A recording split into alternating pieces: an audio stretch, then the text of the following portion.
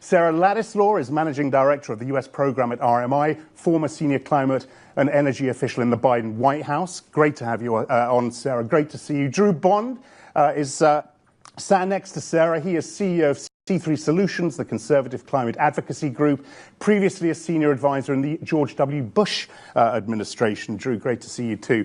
Look, we've got plenty of time to have a nice, relaxed chit-chat here. How far apart are you guys really on climate? Is there a misconception about the distance apart? Because you clearly speak different language, but you clearly have the same goals.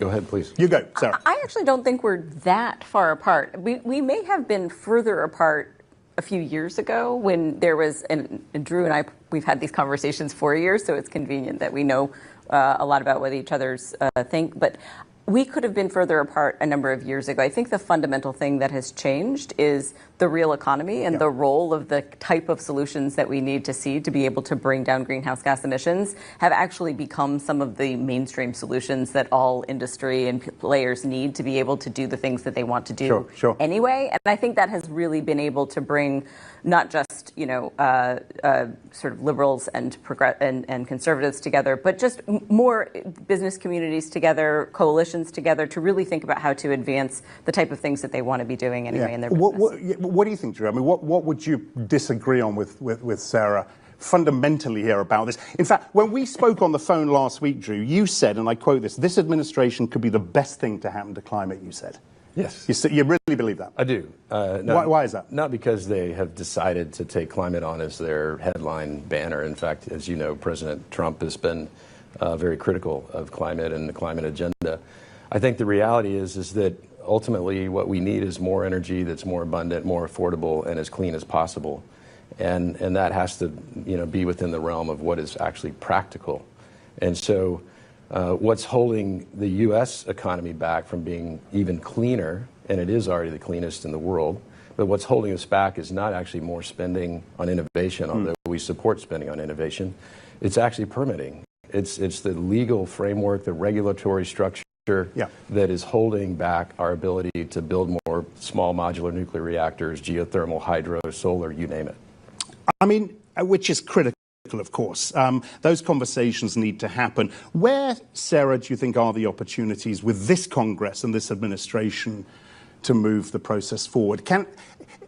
Is it realistic to think we can have those constructive conversations? Yeah, absolutely. I think that what we saw was in the first part of this administration, there was business to be done on the One Big Beautiful Bill, right? And a lot of that is quite remarkable that we kept a huge number of clean energy-oriented incentives from the Inflation Reduction Act in the context of that bill. And that was not necessarily the given sort of starting point for where we thought we might end up. And so it really does show that a lot of the investment that's gone into clean energy, all the way from solar and wind batteries to things like clean hydrogen and CCUS and a whole bunch of other technologies, nuclear power, all of these things have some bipartisan support, and that bipartisan support showed up and was present in the outcome of the One Big Beautiful Bill Act.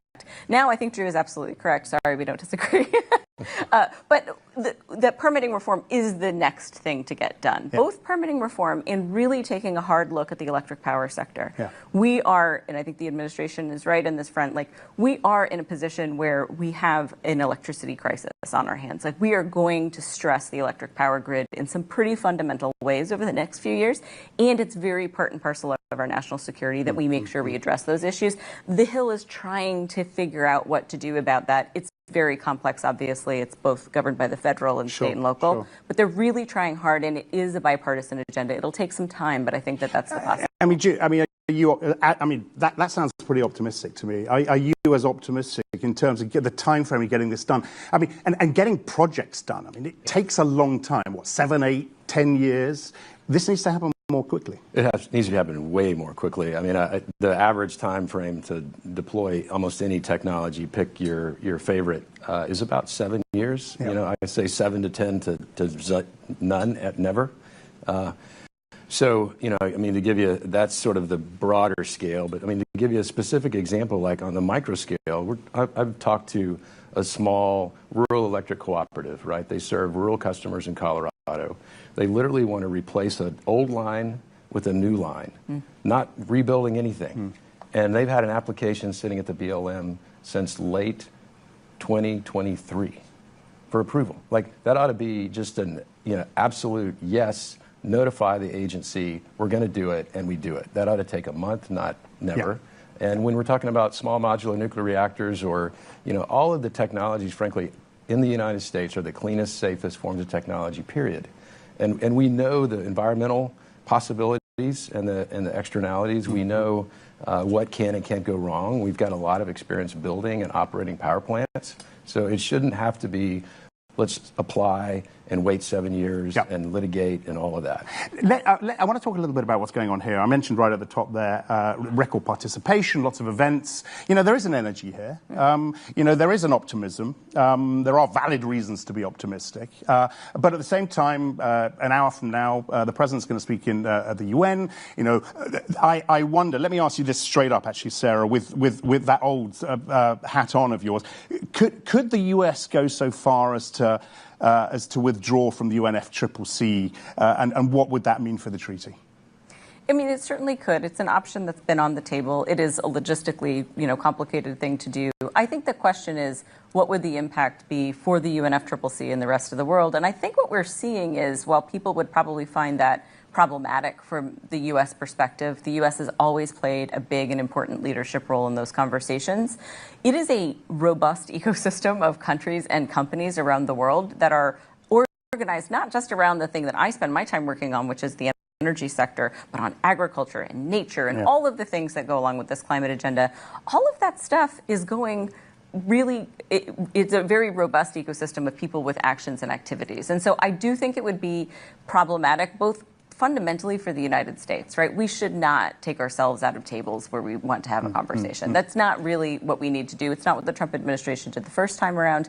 So I think that could be a mistake for the United States. I think the rest of the world would probably be able to make do with conversations. Okay. I guess at the same time, Drew, the US would, I imagine, would want to kind of keep a foot in so that it has some say over proceedings, whether we're talking about tariffs, pressure on targets, the fossil fuel piece. I imagine they want to keep a foot in.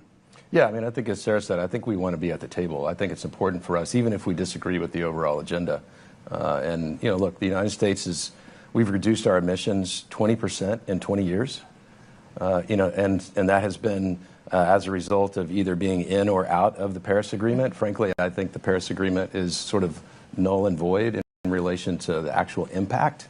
The reality is that we've reduced our emissions mainly because of natural gas and also innovations in things like solar and wind and hydro. So that's where I think that most of the agreement, frankly, that we find ourselves focused on is how do we just move technology faster, move it farther faster.